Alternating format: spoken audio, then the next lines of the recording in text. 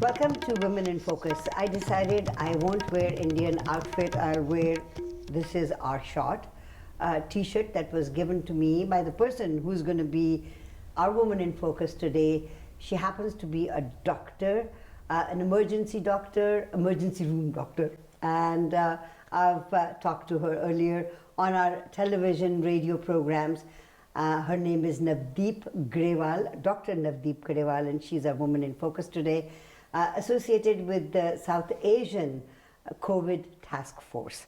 How are you doing? I'm doing great, Sushmaji. How are you? Your t-shirt looks amazing. Thank you for giving it to me. Our pleasure. So, South Asian Task Force. Can you tell me a little bit about that? Yeah, we started it actually back in November. So it was, a year, well, I guess several months into the pandemic. First wave was over. The second wave had started. There were celebrations going on around Halloween and around Diwali.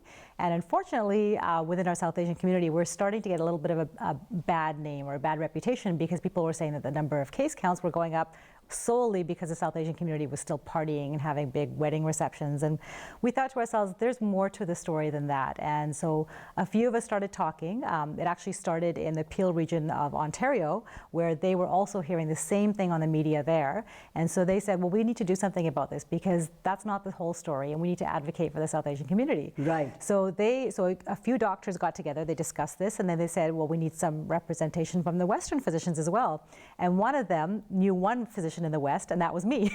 We happened to be related through marriage, and so she asked if I would join and be a Western representative. And I actually said to her, sure, I can help you meet the right people, but I don't think this is something that I can do. Right. I'm not going to do any media. I'm not going to be on TV or radio, but I'll help you find the right people. And here we are 6 months later. So ultimately we started this to advocate for the South Asian community, to say, why are the reasons that they're getting these high case counts, and also to educate the community. We found that there was education lacking that was culturally relevant. Everything that was coming out there was in English, infographics were in English, explanations, interviews, all of this stuff was only in the English language, and we thought there was a big piece missing that the Indian community just could not have access to. You said that the South Asian community started partying and all that. I think the information that they were getting from back home was there were a lot of parties happening there. Diwali was being celebrated very nicely, and look where they are right now because of that. But I don't think in our community there were that huge parties going on. I think what happened was it was happening in the summer, and in the summertime the limit was 50 people, and unfortunately some people were skirting that issue and having bigger get-togethers and finding ways of doing that. And I think that's what hit the news.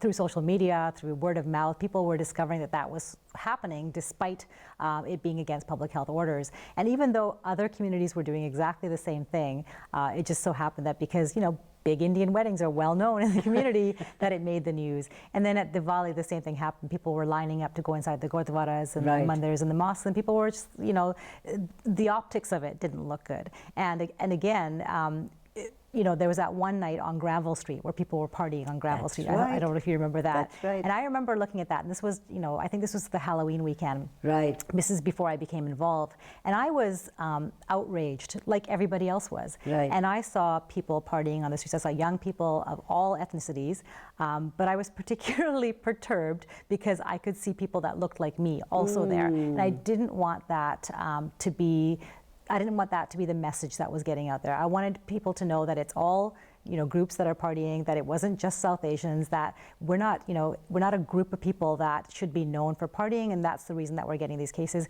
We're getting these cases because of so many other reasons, including, most importantly, frontline essential work. These people going to work and they cannot stay home, they can't work from home on a Zoom, they have to take often public transit to get to work. And then when they are at work, they weren't always protected at work because they were working in close quarters. We weren't always sure about airborne transmission. WorkSafe couldn't be at every single workplace all the time to make sure that everybody was following protocols. And then when they went home, they had to go home to often multi-generational homes or crowded basement suites where they didn't have that option to self-isolate. And so that was the narrative that we wanted to change and to make people realize that it wasn't just because of parties, it was because of all of this other, all these other elements. And it's, very true that the frontline workers are all of different ethnicity. And South Asians work a lot in the trucking business as well. So they have to go through, meet people, delivering stuff and so on and so forth. How did you become a doctor? I think I was probably one of those few people that knew I wanted to do it all along. Really? I was very young. I can still remember being 6 or 7 years old and thinking at that time that I either wanted to be a doctor, or the other thing I wanted to do was, because I thought I loved to travel, I'd never actually done it, was I wanted to be a flight attendant. They used to call them air hostesses back then. I thought, I want to, dress up, and I want to go on a plane and travel to places and travel and see the world. And so it was one or the other. Either I help people by becoming a doctor, or I travel and see the world. And helping people sort of won. It definitely won. I want to take you to that time, your childhood, and let's just revisit that and see. There must have been a catalyst that made you say, no, I want to be a doctor. And flight attending I can do after becoming a doctor. Dr. Navdeep Grewal is our Woman in Focus today. Don't go away, we'll be right back.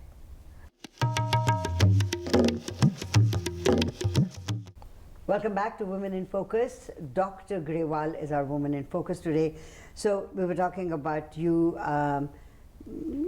some people know from their childhood what they want to do as they grow up. And so you did have two possible outcomes of, profession. And you chose to be a doctor. When did you really realize that I want to be a doctor? I think in my teens, it was always kind of in the back of my mind. I always knew that I wanted to do something. I knew I had, my dad was quite good at pushing me to do my best academically. So I knew I had the academic background to be able to, manage that grueling education. But when I was a teenager, I remember going to my own doctor's office, family doctor's office, and seeing different people sitting in the waiting room, waiting to be seen, and realizing that this person was here to help every single one of them with each of their individual issues. And so I started asking him a few questions, and his wife also worked with him. And I realized that, again, that it wasn't just males, which is what in my mindset at that point, it was mostly male physicians still. There weren't that many female physicians. Right. So just seeing that, anybody could become a physician and do what they wanted with their life, what they thought their life's purpose was, which was something I was just starting to think about. What did I want to have as my life's purpose? And that was to help people. It was as simple as that. So then as a teenager, then I did that, and I talked to my counselor at high school, and it just kind of everything fell into place, and here I am now, years later. So being a doctor, caring for people, what was the most difficult time? I mean, are you still a doctor in the emergency department? So now emergency is like, you watch these television programs and it's like trauma, trauma, trauma. Is it like that? Not at all. No.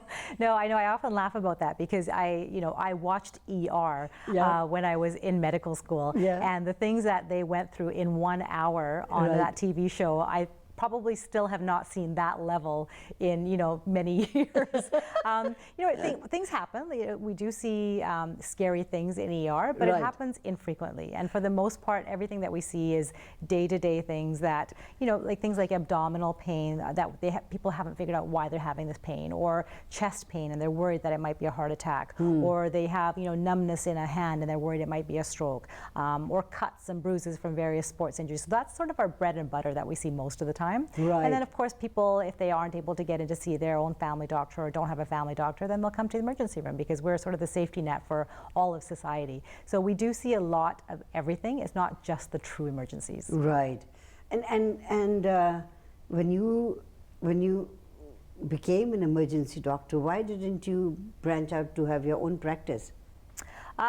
So I did initially. When I finished medical school, I thought I wanted to do family medicine. Right. And so my family medicine residency was a 2-year program. Oh, I see. And towards the end of that first year, I did a 2-month elective in emergency medicine, and I loved it. I loved the acuity. I loved having instant instant gratification. So I could like order blood tests, I could order x-rays and get results like pretty much right away. I wouldn't have to send people home from an office setting to come Right. back to see me a few days later or a week later. This way it was right there. And it was like, it really fit in well with my personality. I'm a, you know, get things done, do things right away, adrenaline junkie kind of personality. That makes sense, right? That you in an emergency ward, someone comes up and says, you know, I've got acute chest pain, you know, you would quickly do their ECG, is that the right word? That's right, yeah. November, December, when people were coming in with COVID. The first wave of COVID was in March, and so it looks, you know, for most intents and purposes, it looks like there weren't that many cases, No. but it was only because we weren't testing that many cases. We weren't doing the same level of high testing, so I'm sure the numbers were probably 10 times higher. Wow. But what happened, so at the beginning of that wave, for us in emergency medicine and all frontline healthcare professions, was we were quite scared seeing what was happening out of Italy, what was happening out of New York, Yeah. you know, like deaths, you know, every single day, and yeah, trucks parked outside hospitals to double Right. as, you know, substitute morgues. It was very, very frightening for us at that time, and we didn't know what we were going to be coming across here in Vancouver. So we were preparing as well as we could. We were making sure that we had enough protective personal equipment.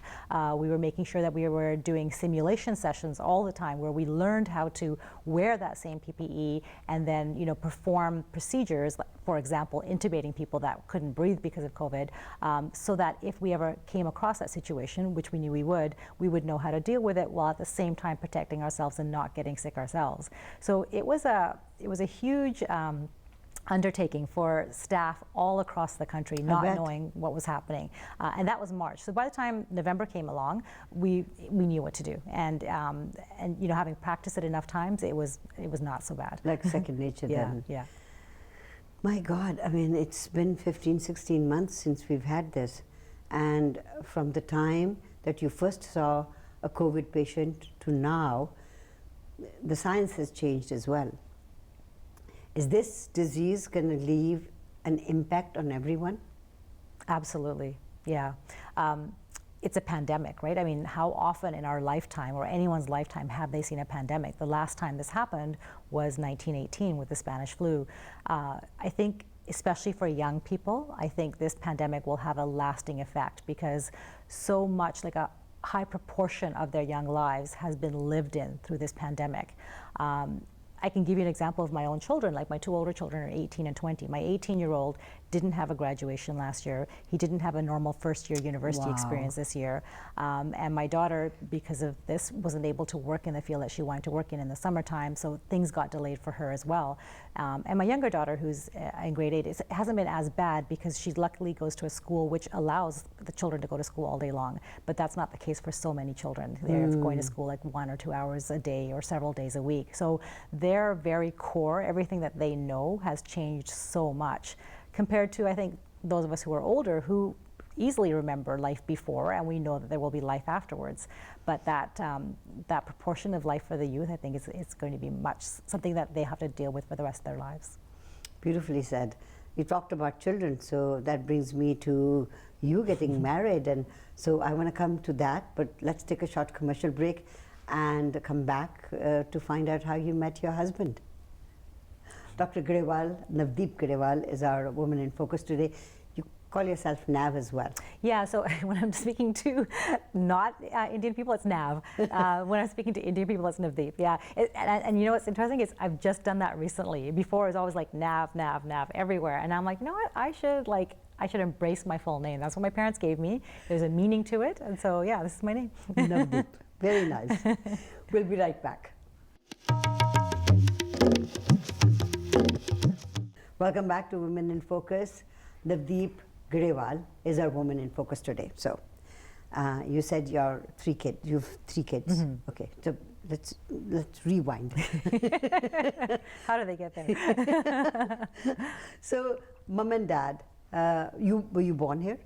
I was born in England. Okay. Yeah, so my dad had immigrated with his brother, followed his brother to England from India in the mid-60s. Okay. And then he went back to India, married my mom, brought her to England, and then my sisters and I were all born in England. Yeah. And then why did you come to Canada?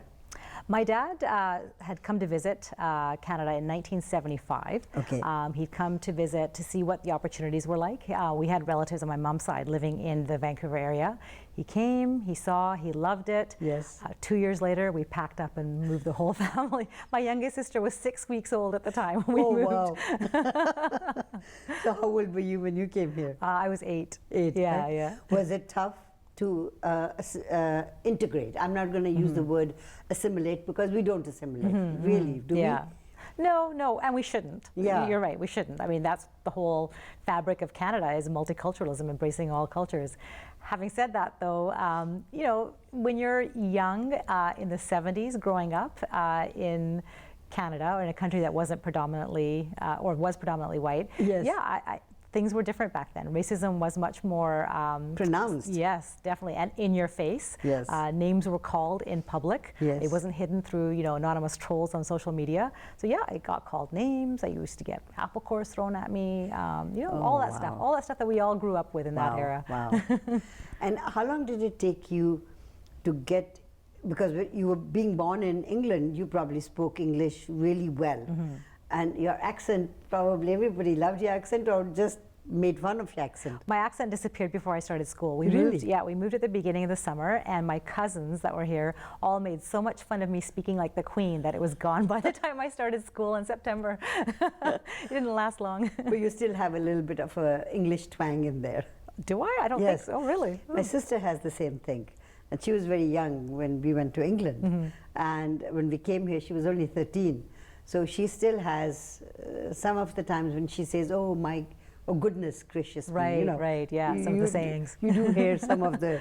So how did your parents bring you up? How many of you in the family? I'm the eldest of 4 girls. Oh, wow. Yeah, so no boys, all girls. Yeah. And So even mom our and dad dog were- was female. Were they very strict with you then? You know, I have to say that not having any brothers to grow up with, I didn't realize that they were strict or not because I didn't know any different. There was no comparison between growing up as a girl in my family or growing Right. up as a boy, which was great. There was no double standard. So I had nothing to compare it to in my own family. Right. Yeah. Well, would they allow you to go out and meet guys? No. Not allowed. No, not at all. So yeah, I guess they were strict. But that was the way it was back in those days. There was no way. I couldn't wear shorts. Yeah. I couldn't wear makeup. I couldn't go out after school or on weekends with friends. Yeah, that was absolutely the way I grew Must up. have been tough to meet guys then. How about impossible? So how did you meet your husband? So I met him through a friend while I was in medical school. So he's not in medicine, and our mutual friend was in medicine and knew him through groups outside of medicine. She used to play volleyball with him, Right. And so she kind of just said it as a joke. Oh, you should meet him, and so all year long she kept teasing me with this. You should meet him. You should meet him. I'm like, yeah, sure, yeah, whatever. And then at the end of the year when she graduated, she had a barbecue, and that's where I actually met him. And the rest is history, I guess. So was it you falling in love with him or him falling in love with you? Well, of course, him falling in love with me. Of course. Silly question. How long did it take you before you took him to mom and dad? A few months. It was kind of interesting because I think, you know, when you know, you know. Yeah. And although I hadn't had much experience dating before then, I just, you know, I kind of knew he was the right fit for me, and that my parents would totally approve of him, and you know, and they did, and they loved him. My mother absolutely adored him, and so it all worked out great. That's fantastic. Yeah. And how was the wedding? It was a big Indian wedding, like they always are. But of course, like nowadays, weddings are so much more of a spectacle than they were back then. That's So right. back then, I actually didn't have anything to do with the planning of my wedding because I had already gone off to Kingston to start my residency. Okay. And so after Queens. yeah, at Queen's University, Right. yeah. So I came back a week before my wedding. Which had all been organized by both my sisters and my husband's sister. And so I had very little input, which is fine. At my wedding reception, there were 700 people, of whom Wow. I personally knew 30. 30, that's it. Yeah, that's it. And and then got married, and then took my husband with me, and off we went back to Kingston. How long did you stay there? I was there for 3 years. Yeah. Yeah. And your children? When were they born? So we had our children a little bit later. So they were Yeah. born, like my oldest was born in 2000. So she's currently 20, and my son is 18, and my youngest is 14. Wow. Yeah. How do you what are your aspirations for them? So this is a very good question, because up until I had kids, my aspirations for my kids were that they would essentially do what I guided them to do. I see. And as soon as we had children, I'll never forget this conversation that my husband and I had one day. We were sitting there and we only had the one child. Actually, maybe we had two at that time. And he said, you know, we can't really tell them what to do. Like, they're their own people. We basically have to raise them, and they may not want to do the same thing as us. He goes, I know you want them to go into medicine, but they may not want to. And I remember like thinking that at that time, like, what do you mean they don't want to go into medicine? Of course they'll want to go into medicine. And, you know, of course they haven't. None of so, them? yeah, well, I mean, I don't know yet. Yes. Like, yeah, the younger two, they might or might not, but Right. the oldest one definitely not. And that's totally fine. And I think that's what I had to realize too, is that I got to decide what I wanted to do, Yes. the way that I wanted to do it, That's and right. you know, what right does that give me? Like, I have to raise them to the best of my abilities and give them their values, but as to what they do, like, that's entirely up to them. I think Beautiful. that's somewhere where a lot of parents don't realize that, unfortunately, until it's a little bit late. Yeah. Where do you see yourself in the next 5 years? Oh, I'll still be working. I mean, Yes. I have to say that this volunteering that I've been doing with the South Asian COVID Task Force, I've known nothing like it in the past. This is just something that I became a part of because I was so used to talking and complaining about things not happening and not realizing that I could be part of the solution, that I didn't have to just talk about it, I could be somebody that took care Doing it, of yes. doing something about it. And it's given me such you know, gratitude and a sense of responsibility and purpose that I didn't know existed within me. So I've really enjoyed this, and I can see myself continuing to do it. And it's funny that I'm saying these words, because even if you'd asked me a few months ago, I probably would have said, nope, once COVID is over, that's it. But I can see how dedication and persistence can make a difference. Lovely, beautiful. All the more power to you, and thank you for doing this.